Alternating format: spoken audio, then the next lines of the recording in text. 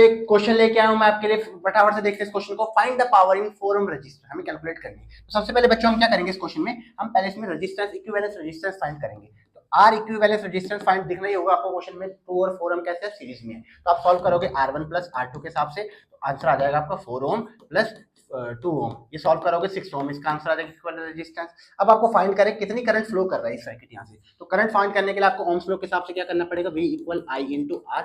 आई की वैल्यू निकालोगे तो V कितना हो 12 वोल्ट, और इक्विवेलेंस रेजिस्टेंस की वैल्यू आई 6 ओम, तो आएगा यहाँ पे 2 एम्पियर। मतलब ये सर्किट 2 एम्पियर की करंट फ्लो कर रहा है यहाँ पे, कोई प्रॉब्लम नहीं। बट हमारे पास पहला मेन क्वेश्चन यहाँ पे ये है, हमें मालूम है कि सीरीज में क्या होता है, वोल्टेज इक्वल होता है, इसके बाद वोल्टेज V1 होगा, इसके बाद वोल्टेज क्या हो जाएगा V2। तो हमें सिंपल सी बात है, हमें इसके लिए क्या निकालना है यहाँ पे, पावर निकालना। तो इसके लिए हमें पर क्या पता होना चाहिए यहाँ पे, वोल्टेज कितना है। तो हमें मालूम है P क्या होता है, बोलो V इंटू आई होता है, कोई डाउट नहीं यहाँ पे। तो इसका हमें इसका वोल्टेज रखना पड़ेगा। नो डाउट करंट यहाँ पे कितनी होगी 2 एम्पियर, क्योंकि वोल्टेज इसका अलग होगा। तो निकालते हैं V2 की वैल्यू, तो V2 निकल के आएगा I इंटू R2।